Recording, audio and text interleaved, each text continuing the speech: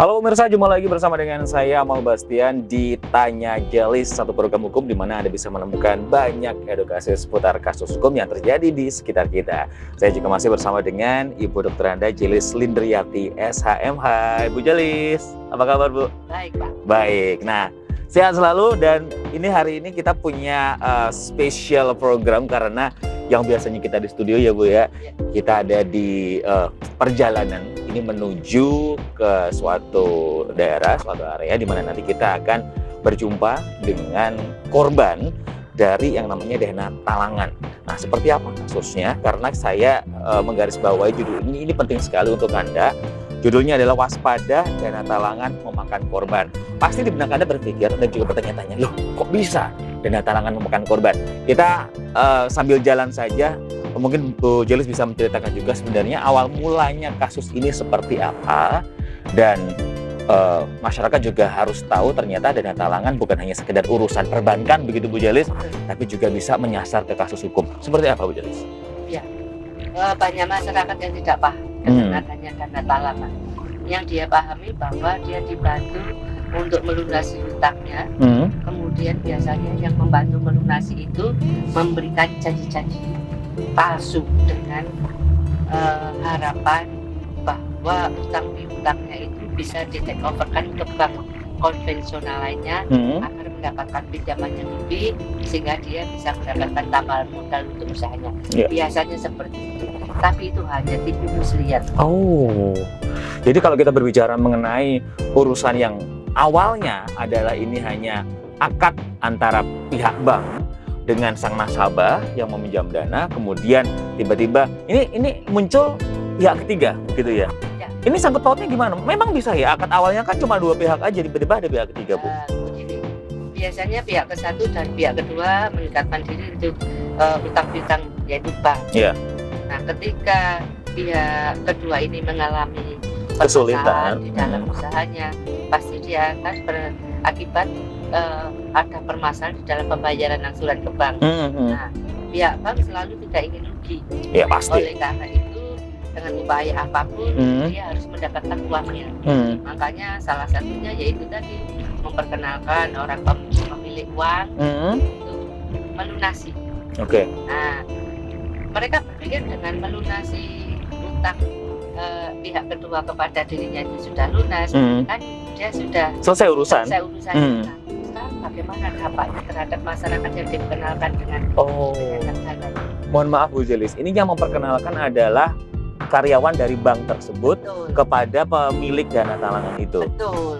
Nah, diperkenalkan biar urusan perbankannya pihak kedua ini selesai dengan dirinya. Tapi dampak hukum bagi pihak kedua ini mereka tidak mau tahu dan tidak ingin tahu.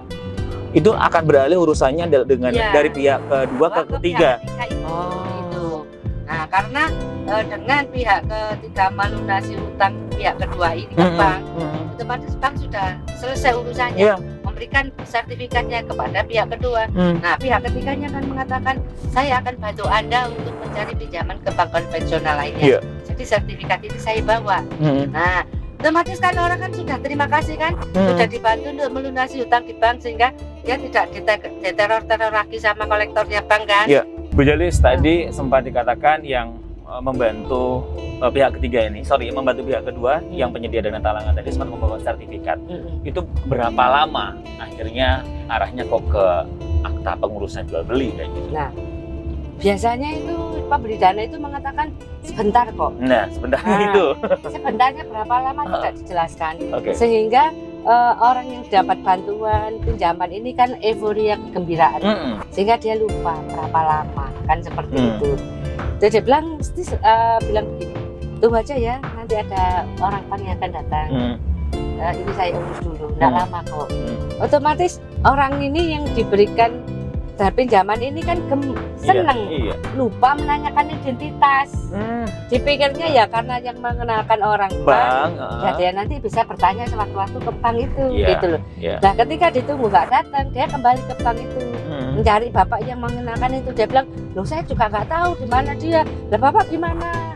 Oh nggak tanya alamatnya? Loh saya nggak tahu kan, bapaknya ngenalin. Saya pikir kan bapak kenal. Loh saya juga nggak tahu.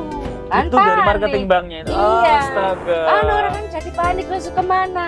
Nah, ketika orang ini panik, 6 bulan kemudian dia muncul yang minjemin ini tadi. Terus bilang sama bapak, waktu itu di rumah tinggal bapak dan ibu yang sudah tua ini tadi, yang anaknya yang pinjam tanda tangan tadi nggak berada di tempat gitu loh. Terus membawa kedua orang tua ini pergi ke notaris untuk tanda tangan. Nah, dimaknakan bahwa ini pinjaman ke bank, kan anak bapak kan punya utang sama saya. Nah, ini tak carikan pinjaman ke bank, sudah dapat, sekarang bapak tanda tangan dan jangan banyak tanya. Astaga. Gitu. Nah, karena memang dia tahu yang melunasi di bank itu adalah orang ini, akhirnya dibawa ke notaris kan mau, Pak. Nah, ketika ditanya notaris langsung disuruh tanda tangan ya. Sudah dia tidak banyak tanya karena dikasih tahu jangan banyak tanya. Ini adalah untuk pinjaman bank agar nanti bisa punya uang lebih untuk usaha anaknya kembali dan utangnya bisa. Nah, ternyata ini si bapak ini setelah tanda tangan dibawalah ke tempat warung kecil, kan di situ kan daerah pertokoan. Nah, difoto. Justru sebelum foto diberikan kresek warna hitam, tidak diberitahu isinya apa. Difoto aja. Setelah difoto, anaknya itu disuruh, anaknya yang pinjam uang ke dia itu diteleponin, bapakmu kamu jemput. Ya dijemput sama dia. Gitu loh. Dijemput sama dia, ya sudah. Bapak dan ibu ini pulang sama anaknya yang tadi pinjam uang ke bank itu tadi. Nah, ya sudah. Nah, yang orang yang pihak ketiga yang pinjam itu dia bilang, tunggu aja ya, nanti ada orang bank datang. Ya Pak, terima kasih. Tidak tahu bahwa itu adalah pemufakatan jahat, kebohongan, siasat. Dan mereka gembira aja kan, karena disuruh nunggu gitu. Nah, ternyata nggak datang. Nah, ketika nggak datang, sekarang tiba-tiba dia datang sama pengacara untuk mengosongkan rumah itu. Astaga. Buktinya tadi foto yang buktinya bahwa dia sudah punya sertifikat, dan sertifikat ini sudah atas namanya dia. Kan kamu harus keluar dari rumah saya. Kan orang tua ini kan terkejut. Nah, sekarang inilah kami menyelesaikan permasalahan ini ke pengadilan. Kalau misalkan boleh saya tanya, sampai saat ini Bu, ini kan kasus hukumnya masih jalan.